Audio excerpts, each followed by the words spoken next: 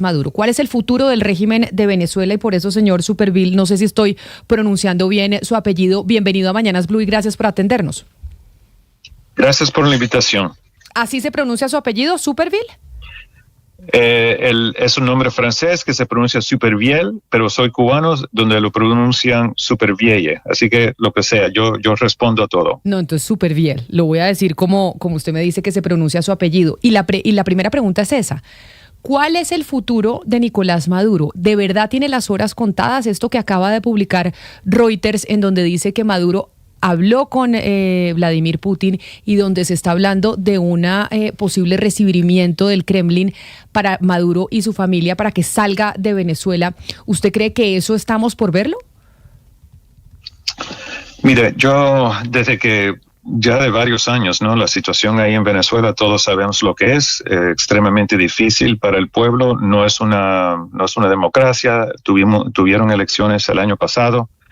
Y yo creo que el mundo entero sabe que Maduro perdió esa elección. Entonces, ahora con esta presión militar que Estados Unidos está haciendo, que esto yo dudo que en realidad, no voy a decir que no tenía que ver nada con drogas, pero yo creo que lo obvio basado en lo que hemos visto hasta ahora, que ha sido más que nada una campaña de presión para forzar no solamente a Nicolás Maduro, pero yo creo que lo que estaba escuchando ahí es que los demás, todo el grupo de que ha estado ahí en poder durante todos estos años, décadas, es el objetivo del presidente de los Estados Unidos es limpiar todo eso y darle oportunidad al gobierno que fue elegido el año pasado a tomar raíz y establecer una nueva Venezuela.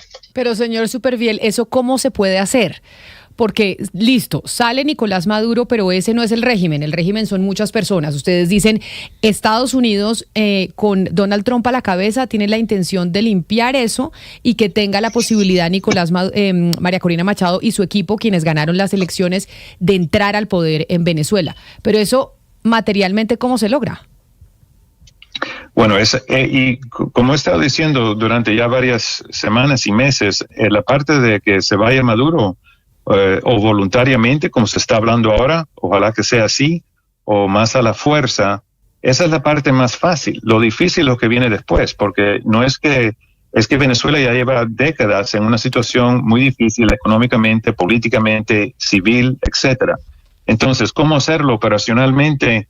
Yo aquí no estoy para dar, vamos a decir, consejos directamente a nadie, pero yo diría que basado en lo que he visto en Afganistán, Irak y otros lugares, que todo esto al fin del día requiere dinero y Venezuela obviamente tiene capacidad de, como antes, ¿no? de exportar petróleo, y yo no tengo ninguna duda de que las empresas, no solamente americanas, pero otras también tengan interés en participar de algún tipo de manera en la extracción y la compra del petróleo de Venezuela, entre otras cosas, porque no solamente el petróleo de Venezuela, tienen otros recursos naturales, pero para eso entonces el nuevo gobierno tiene que negociar de una manera apropiada para asegurarse que el beneficio principal quede con el pueblo venezolano y que no vaya a manos de algunos pocos venezolanos o a los que vayan a comprar. Así que empezando por el dinero, y también a ver cómo es que este nuevo gobierno se puede establecer de una manera transparente, porque eso es lo que ha faltado ahí por ya décadas.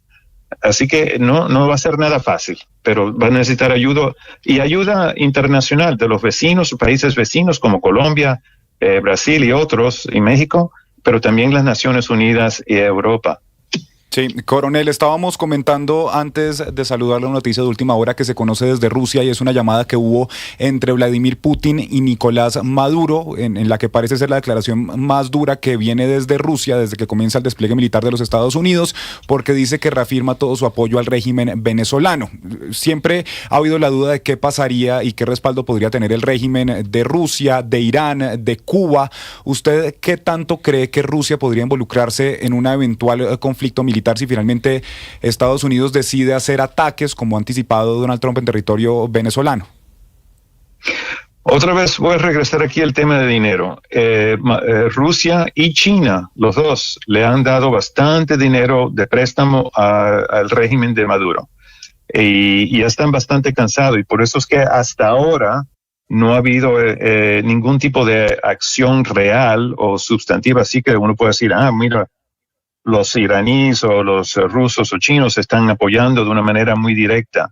No, esos países tienen sus propios problemas en sus propias regiones y yo no creo que se vayan a meter en los problemas de aquí, de este hemisferio, especialmente con alguien que les debe dinero y que encima mundialmente todo el mundo sabe que no es legítimo. Así que yo dudo mucho que pueden decir lo que quieran, pero si quieren ayudar, entonces que ayude a Nicolás Maduro regresarse o irse, mejor dicho, a Belarus o Turquía o a otro lugar. Pero, coronel, hay algo que llama la atención y tiene que ver con el movimiento de barcos, de aviones en el Mar Caribe. Esto le cuesta diariamente $1 millón a los Estados Unidos. Y apenas Donald Trump ha podido decir, hemos dado de baja a más de 80 narcotraficantes, según el propio presidente de los Estados Unidos. La pregunta es, ¿todo este dinero que se está invirtiendo en el Mar Caribe es simplemente para presionar psicológicamente a Nicolás Maduro? ¿O usted cree que aquí sí va a haber un ataque certero por parte de los Estados Unidos? Bueno, voy a responder a esa pregunta y después hacer un comentario. Yo creo que esto es todo una campaña de presión, pero llegará un momento, y no sé cuándo es, pero llegará un momento en que el gobierno de Estados Unidos no va a poder seguir ahí indefinitivamente, como usted dice. No solamente es costoso en términos del dinero, pero también que esos mismos recursos militares no están aplicándose en otras partes del mundo, Medio Oriente, en el Pacífico y otros lugares. Así que indefinitivamente no puede seguir. Así que llegará un momento, yo creo, en que si Nicolás Maduro no sale físicamente, no importa lo que él diga, pero si no físicamente sale y se lleva a una gran parte de los que lo apoyan con él, entonces yo creo que sí va a haber algún tipo de acción militar contra esas organizaciones, por ejemplo, las baterías antiaéreas, empezar por ahí, para asegurar que hay menos riesgo para las Fuerzas Armadas de Estados Unidos. Después, los centros de comunicaciones. Llegará un momento en que el gobierno el régimen de Maduro se va a quedar sin manera de defenderse ni manera de comunicarse internamente. Y cuando eso empiece así, yo espero que van a haber ciertas unidades con quien ya se han hablado, no solamente el gobierno legítimo de Venezuela, pero también agencias de Estados Unidos, la CIA y otros, para que ya estén preparados para tomar, el control físico de la tierra, porque los Estados Unidos no va a mandar infantería, no va a mandar marines infante. Eso no se va a meter, así que necesitan el apoyo del ejército o ciertas unidades del ejército venezolano a participar en esto. Y yo creo que sin eso va a ser muy complicado.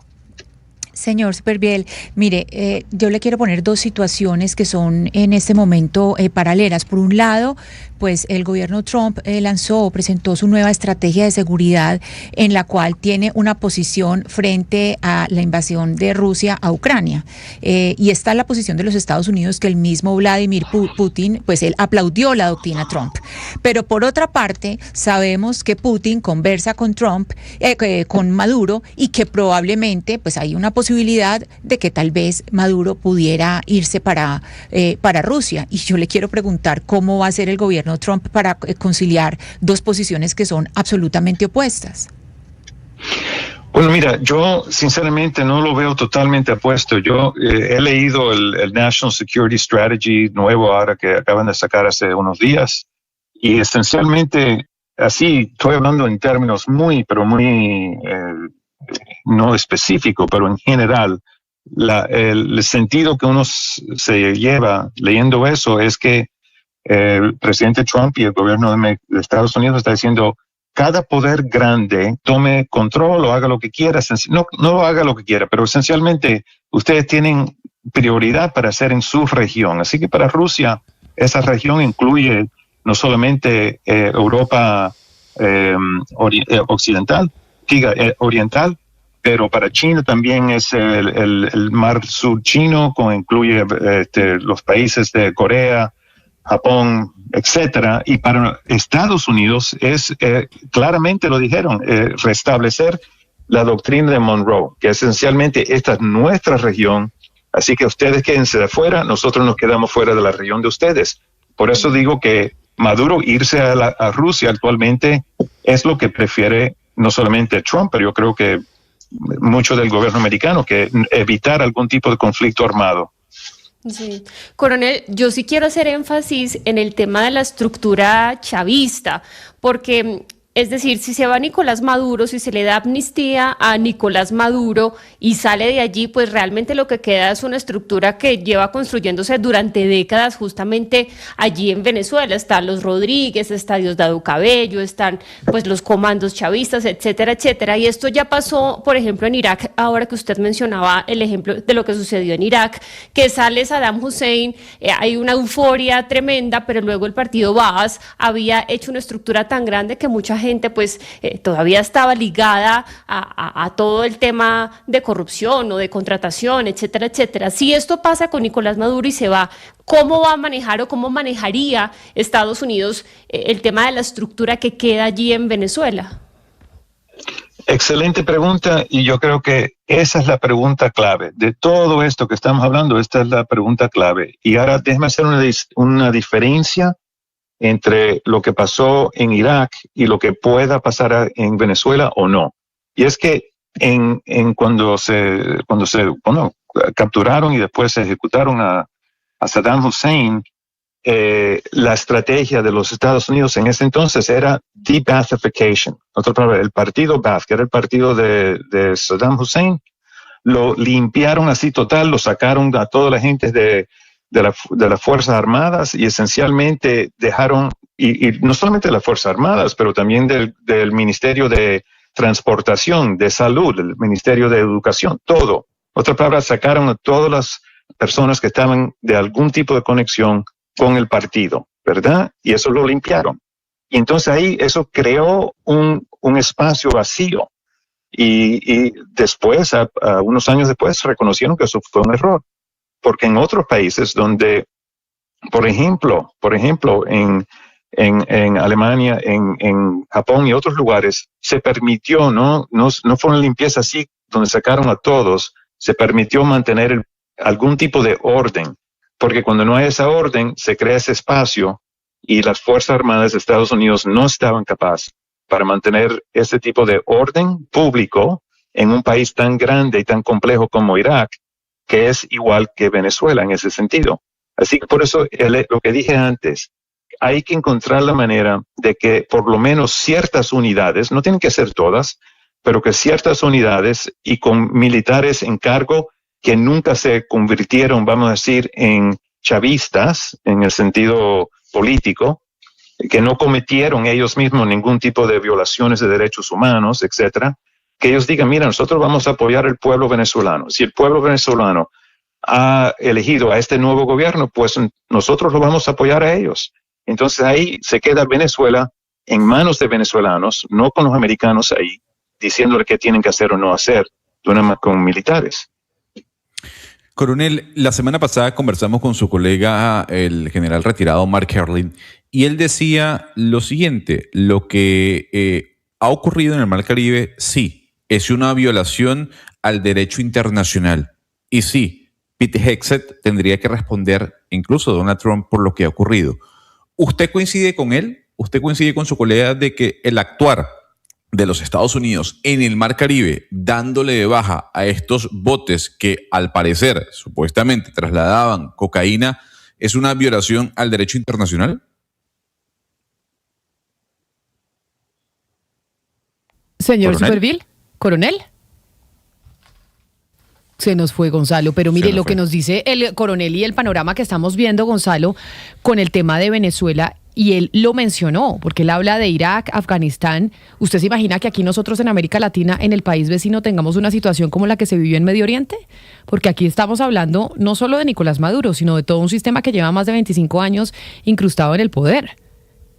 Lo que pasa es que, Camila, yo creo que, a ver, es muy antipático comparar Afganistán con Venezuela, ¿no? Y obviamente aquí uno no está haciendo apología para que ocurra algo ni similar ni cercano. Cuando uno ve las cifras del cambio que ha dado Irak desde la llegada o la guerra o digamos, la invasión que hubo por parte de los Estados Unidos, uno puede ver un cambio hacia la mejora sin olvidar y sin demeritar todo lo que conllevó a esto. Y repito, no estoy justificando que eso vaya a pasar en Venezuela ni que pase en Venezuela. Pero repitamos, Gonzalo, con quién estábamos hablando y por qué es una voz autorizada para responder las preguntas que hacíamos sobre lo que puede ser el futuro de Nicolás Maduro con todo lo que estamos viendo a nivel internacional. Estábamos conversando con el ex coronel Mark Herling de los Estados Unidos, un hombre que estuvo muy cerca del departamento jurídico del ejército de los Estados Unidos y que conoce muy bien, al menos durante la primera etapa del siglo XXI, en donde él fue muy activo, cómo se maneja el ejército de ese país. Y a mí sí me llama la atención, Camila, porque en esta entrevista él ha dicho algo que esto le está costando plata a los Estados Unidos, que hay mucho dinero de por medio y que si Nicolás Maduro no termina de irse, aquí puede haber un ataque por parte del ejército estadounidense. Claro, y por eso es lo que yo le digo. Yo sé que no se ve, las comparaciones son odiosas, si no vamos a comparar a Venezuela con Afganistán o con Irak, pero sí el accionar que estamos viendo de Estados Unidos y lo que podría llegar a suceder ahí. Es que si Maduro no se va, ya se está hablando entonces de que se puede ir a Rusia, se está hablando de que aquí en Colombia la canciller le daría asilo si él lo pide aquí en territorio colombiano. Ayer oíamos a Donald Trump diciendo que Gustavo Petro era el siguiente, ¿no? Era una amenaza que estaba haciendo. No parabola, si no se espabila, podría ser el siguiente, fue lo que dijo. Y además vemos el informe que escuchábamos ayer de Inside Crime en estos micrófonos de la cantidad de grupos al margen de la ley que están en Venezuela y cómo el ELN, el Ejército de Liberación Nacional en Venezuela, pues opera como un grupo paramilitar. O sea, cualquier cosa que suceda en ese país con Nicolás Maduro, con el régimen, las presiones internacionales, Rusia, Estados Unidos, involucrados en eso, Gonzalo, pues genera una situación muy compleja en América Latina, pero sobre todo muy compleja para Colombia. Pero es que sin duda alguna, y eso no hay que ocultarlo, eso va a ser así. Por eso yo creo que de todos lados, por debajo de la mesa, e incluso a Vox Populi, la gente está tratando de mediar para que el presidente Nicolás Maduro salga del poder. Yo no creo que él vaya a salir. Yo creo que incluso esto sigue siendo un bluff para mí. Todo el movimiento de Donald Trump, incluso al ni siquiera mencionar a María Corina Machado por su nombre cuando le hablan del Premio Nobel de Paz. Lo que sí es cierto, Camila, es entender hasta cuánto se puede aguantar esto, entender qué papel puede jugar Gustavo Petro, Lula da Silva en, digamos, una transición pacífica. Porque hay quienes dicen, de alguna u otra manera, como lo dijo Marta Lucía Ramírez el día de ayer, Camila, que la única forma para llegar a la paz en Venezuela es utilizando la fuerza. Y seguramente tendremos que prepararnos también para seguir asumiendo una migración importante si esto no sale bien. Y para que salga bien, Camila, yo sí creo que Estados Unidos, tal como lo reconocía el coronel con el que estábamos hablando, pues tiene que tomar como referencia lo que sucedió en Irak. Y acá me parece que es importante repetirlo, Camila, porque en ese año 2003, acuérdese usted cuando tumban esta estatua de Saddam Hussein y se llena el pueblo pues de toda la euforia y la alegría porque se había ido este señor, porque Estados Unidos había llegado con la invasión. Ellos tenían este partido político que es el Baas, que uno lo podría pues un poco asemejar al chavismo y tener una estructura que, como decía el coronel, puede que no sean chavistas, pero para lograr una contratación en cualquier área pública pues necesitaban tener el carnet de chavista como los tenían del Baas. Llega a Estados Unidos con esta invasión y barre con todo lo que oliera al partido de Saddam Hussein, y eso generó pues conflictos internos y la verdad pues yo no coincido con Gonzalo en que ha ido a mejor Irak. Eso generó unas confrontaciones internas muy bravas y que no salió bien la cosa. Esperemos que Estados Unidos haya aprendido de lo que sucedió allí en Irak y que tenga en cuenta lo que está sucediendo aquí con el chavismo que lleva décadas estructurándose y metiéndose en la población, y que mucha gente tiene contrataciones simplemente por haber sacado el carnet de chavista. ¿Y cómo lo van a manejar? Creo que esa es la gran pregunta una vez salga o saquen a Nicolás Maduro. Sí, yo creo que la parte de que les interesa mucho cómo hacerlo a Estados Unidos no creo que tengan mayor consideración de ciertos aspectos como los derechos humanos, como se ha visto. Y esta respuesta que nos dio el señor Superbiel sobre pertinentemente la nueva estrategia de seguridad de Trump, pues es muy grave, porque Trump es el mismo que por un lado con ese nuevo estrategia de seguridad, él lo que está haciendo es darle luz verde, pues, o congraciarse con Vladimir Putin, y por otro lado, pues también sabe que Vladimir Putin posiblemente se puede llevar a Nicolás Maduro y que ese puede ser parte del trato. Y este señor Superviel nos dice, claro, lo justifica con la doctrina Monroe. Entonces él dice, no, esto está bien. Como quien dice, aquí nos dividimos entre todos este mundo como una finca. Ustedes son pedacitos de unas parcelas y eso nos los vamos dividiendo. Me parece, pues, y recordemos que la doctrina Monroe es del siglo XIX, de principios del siglo XIX. Entonces es increíble que al día de hoy todavía no solamente se haya rescatado en los Estados Unidos una ley que era la ley de extranjeros, que eso pues ya completamente, pues no tiene, anacrónica en este momento, y ahora la doctrina Trump trate de parecerse lo más posible a la doctrina Monroe. Sí. Ahora, escuchándolos, me hago una pregunta y se la hago a ustedes. Camila, aquí en la mesa es la posibilidad de que Maduro salga a Venezuela y que el gobierno de Colombia le brinde asilo político, ¿es real? O sea, esa sería una posibilidad, una posible salida para Nicolás Maduro, porque de ser así, me parece que Colombia quería en el peor de los escenarios frente al gobierno de Donald Trump. No habría una mejor forma de romper definitivamente relaciones con Estados Unidos, sino a través de un asilo político brindado a Nicolás Maduro, más cuando ayer el presidente Trump lo reiteró, no está interesado en hablar con el presidente Petro y volvió a decir que en Colombia hay fábricas de cocaína que venden directamente esa cocaína a los Estados Unidos, así que creo que esa posibilidad realmente sería demasiado riesgosa. Sí, pero mire, Hugo Mario, la salida a la crisis venezolana pasa necesariamente por el retiro de Maduro. Necesariamente, sea político, sea militar, sea por las buenas o por las malas. Es la única manera de superar la crisis de Venezuela. Puede ser la oferta del asilo, lo que dijo Putin, lo que dijo la canciller colombiana, pero Maduro tiene que irse de Venezuela para que Venezuela pueda reconstruirse. Y cuando hablo de Maduro y todo lo que significa Maduro con su combo. ¿En qué sentido? Diosdado Cabello, por ejemplo, no puede permanecer. Pero no se sorprendan ustedes porque Estados Unidos no juega una carta.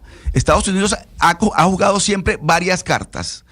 En el caso de los hermanos Rodríguez, por ejemplo, trascendió hace unos meses acercamientos de Elcy Rodríguez con algunas personas muy poderosas en Estados Unidos, tanteando la posibilidad de la salida de Maduro. Es decir, Estados Unidos está jugando varias cartas, la carta militar, la carta política, y no descarta nada. Y ahora, a propósito del papel que podría jugar Putin, Putin juega el papel de esos dueños de los equipos de fútbol, que son los dueños de los equipos de fútbol. El técnico pierde partidos, y aparece el dueño del equipo y dice, tiene total respaldo de nosotros, vamos a seguir gastando, y al día siguiente lo sacan del equipo como director técnico. Putin lo puede hacer perfectamente, respalda a Maduro, negocia con Estados Unidos y le dice, el señor Maduro tiene que ir, y se va el señor Maduro con todo su combo, para decirlo en unos términos más coloquiales, con todo su combo, pero yo no descarto que Estados Unidos esté negociando con estas personas cercanas a Maduro, muy poderosas. Pero además no se nos puede olvidar algo muy importante en esta discusión, es que hay un gobierno legítimo en Venezuela, elegido por el pueblo al que le robaron las elecciones, que es el señor Edmundo González. El gobernante ilegítimo, el ladrón, el que se robó las elecciones fue Maduro. Eso no lo podemos olvidar. Entonces este escenario que estamos creando del caos en Venezuela no tendría por qué armarse, no tendría por qué darse, porque el presidente legítimo de Venezuela es el señor Edmundo González.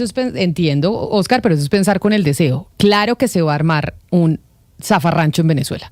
Eso sí, creo que es imposible que vayamos a tener una transición hacia la democracia de manera tranquila, porque Venezuela es un caldo de cultivo de muchas cosas, entre otras de grupos al margen de la ley que vienen de Colombia y que están allá, como nosotros lo escuchábamos ayer. Y claramente, seguramente estarán negociando con gente de la cúpula de Nicolás Maduro, utilizando otra estrategia, no solo la de la presión militar, pero que vayan a permitir el chavismo, que llegue mañana María Corina y su equipo y Edmundo González Urrutia ahora a gobernar así nomás, yo le garantizo que eso no va a pasar. No va a pasar. Y por eso es importante que nosotros en Colombia sepamos lo que eso implica para nosotros, lo que va a suceder en Venezuela, qué implica para el territorio colombiano. Tenemos 2.8 millones de venezolanos hoy en territorio nacional. ¿Qué implicaría si llegase a pasar algo así en el vecino país? La entrega del premio Nobel a María Corina Machado, las presiones a Nicolás Maduro, más allá de lo que estamos viendo, lo que nos tiene que hacer es preguntarnos qué va a pasar y cuál es el futuro del régimen chavista en Venezuela y cómo va a ser el desarrollo de esa transformación. Pero es muy difícil, Camila, pretender, y sigo en su línea, pero un poco una pregunta que siempre usted les planteo acá. La otra opción es la resignación o la paz, porque es que el régimen se mantiene con violencia. Y hay un montón de revoluciones en la historia que se han hecho con violencia, que hoy en día en nuestra mente y en los libros son aplaudidas como nobles, como venerables, pero se hicieron con violencia porque el momento lo justificaba. Entonces la gente que dice, no, ojalá no haya violencia en Venezuela, oiga, pero es que el régimen se mantiene con violencia, a sangre y fuego. Entonces, pretender que haya un tránsito en que no se dispare una bala, pues me parece que es un escenario fantasioso. Y si le parece, antes de ir a la pausa para hablar de las pensiones, que varias personas en Colombia están preocupados por el tema también, pensional, sí. Escuchemos lo que dijo María Corina Machado cuando le preguntaron en la rueda de prensa en Oslo sobre una posible intervención militar de los Estados Unidos en Venezuela y sobre el uso de la violencia, eso que usted menciona, para poder hacer un cambio de régimen en ese país. Some people talk about invasion in Venezuela, the threat of an invasion in Venezuela, and I answered, Venezuela has been already invaded. We have the Russian agents, we have the Iranian agents, we have terrorist groups such as Hezbollah, Hamas, operating freely in accordance with the regime.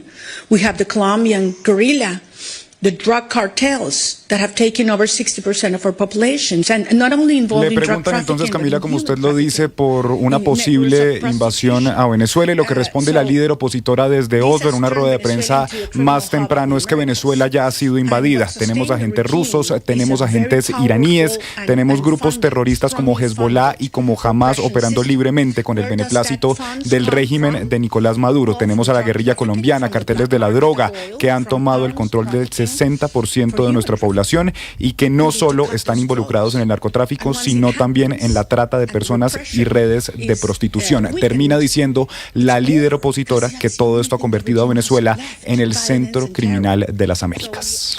Nos vamos a hacer una pausa precisamente después de haber hablado sobre, cuál es el futuro de Nicolás Maduro y del régimen de Venezuela después de lo que está pasando. Hacemos una pausa y volvemos para hablar de las pensiones, porque hay cosas que se están moviendo dentro del gobierno nacional, decretos, renuncias, cambios de cabezas en entidades importantes que podrían tener implicaciones muy delicadas en las pensiones de los colombianos.